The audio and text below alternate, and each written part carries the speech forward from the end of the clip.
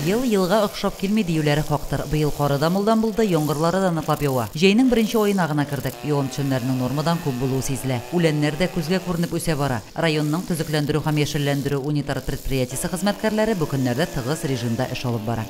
Мин мәктәп бетергәчтән җәйгә озеленениегә урнаштым инде. Бу елны яңгыр күп яугачтан үләннәр үсте. Шуңа күрә без триммерлар белән территорияларны үләннәрдән чистартабыз, кисәбез. Менә һәрбер кеше үзенең территорияларында чистартса, безнең мөселмәбез ишә дә матуррак булыр иде. Бу елларны карасаң, кыш көнендә карап инде бик күп яуды. Җәйне карасак, яңгырлар да бик күп ява инде.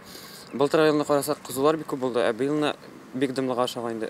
Әгәр дә мөселманнар белән барыбыз да үләннәрне шап торсак, булсак барыбызга Мөслим районы бик чиста булачак.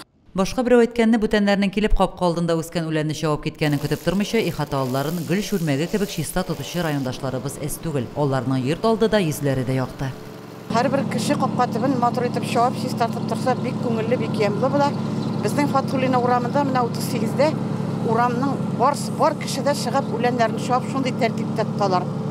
Куаныч, үзе куаныч, үләннәрне җыштыралар. Соңгы араларда шәхси ихаталарның капка койма яннарында, оешма предприятие кибет алларында шаулап үскән үләнгә. Алай гына да түгел, җитлегеп һәм орлыкланып утырган, пешәнлектән ким булмаган күренешләр дә күзгә чалына. Һәр ел бер-берсенә шамый инде. Менә теге елны корылык белән интеккән булсак, быел яңгыр китереп яуды. Шуңа күрә яңгыр яугач үлән үсә инде. Үлән үскәч бик матур пөхтә булып күренми инде бөтен җир.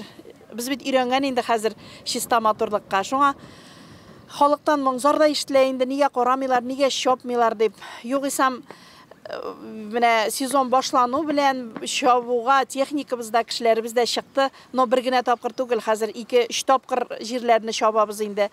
Яңгырлар мулдан яугач бәхәссез, үләне дә тиз үсә, ләкин иренеп тормыйча, капкалларыбызны тагын бер кат җыештырып, үләннәрдән арындырып керик әле. Лилия Шәймиева, Динар Минхаҗев, Мөслим телевидениесе.